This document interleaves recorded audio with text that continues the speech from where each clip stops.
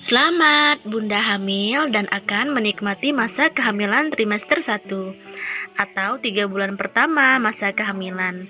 Banyak calon bunda yang pasti sudah memikirkan bagaimana proses perkembangan janin selama trimester 1, seperti rupa dan ukuran janin. Nah, untuk edisi hari ini saya ingin membahas mengenai perkembangan janin di kehamilan trimester pertama.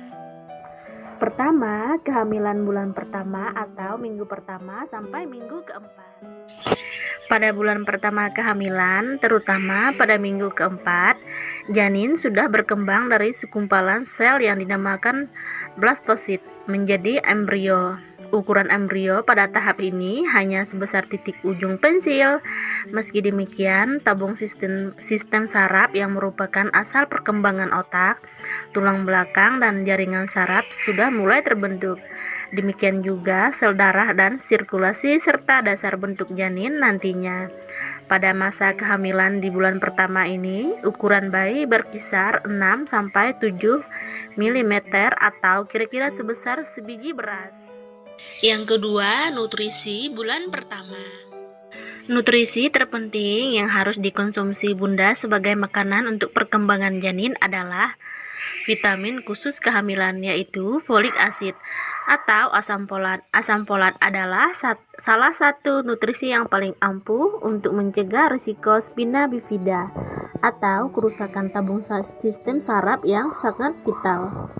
Makanan untuk pertumbuhan janin yang kaya asam folat alami antara lain jeruk, kentang, brokoli, asparagus, telur, kacang-kacangan, dan sayur-sayuran.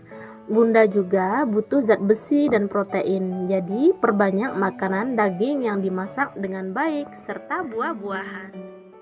Yang ketiga, kehamilan bulan kedua, yaitu minggu kelima sampai minggu ke-8.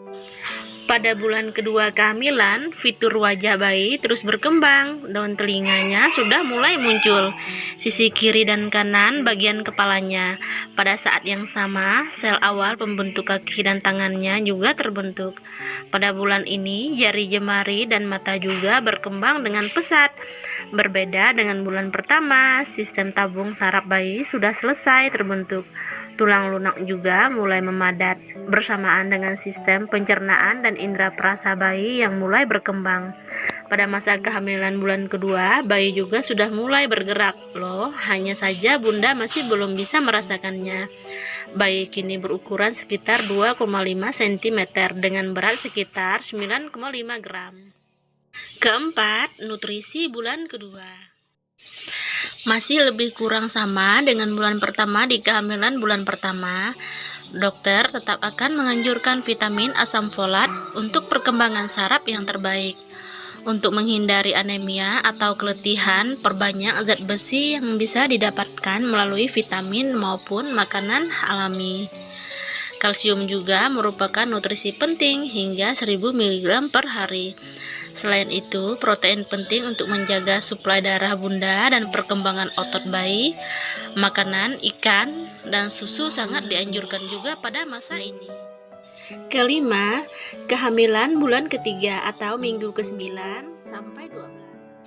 Bentuk bayi semakin terlihat jelas pada bulan ini, bukan cuma tangan, kaki, dan jari jemari, bahkan kuku juga sudah mulai terbentuk sempurna.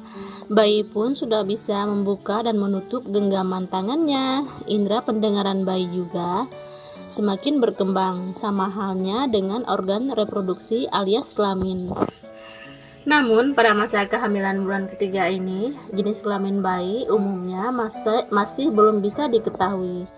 Pada akhir kehamilan bulan ketiga, ukuran bayi sekitar 7,5 sampai 10 cm dengan berat sekitar 1 on.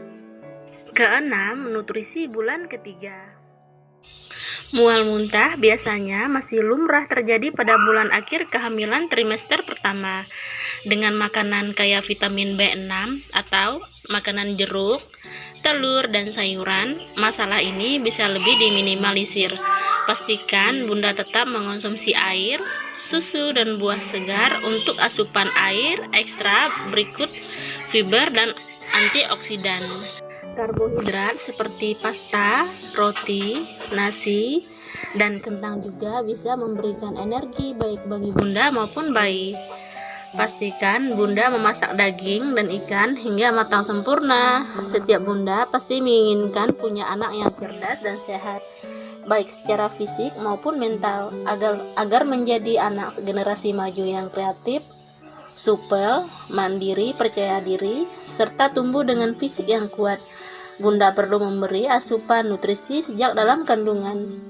Ini sebabnya nutrisi sejak awal sudah harus dipikirkan dengan seksama.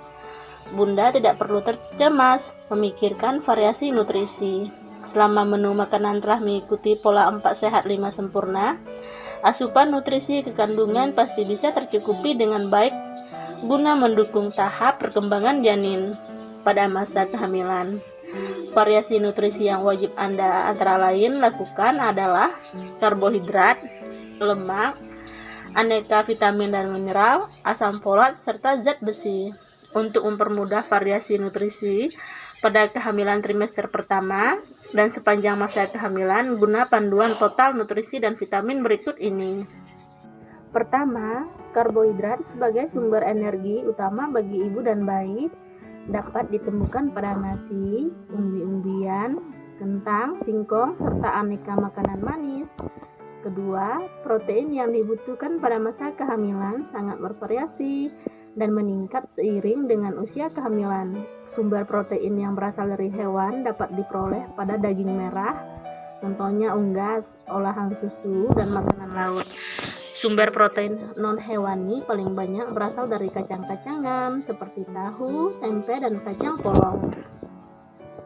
Ketiga, yaitu lemak. Lemak diperlukan sebagai cadangan energi dan membantu penyerapan vitamin A, D, E, dan K.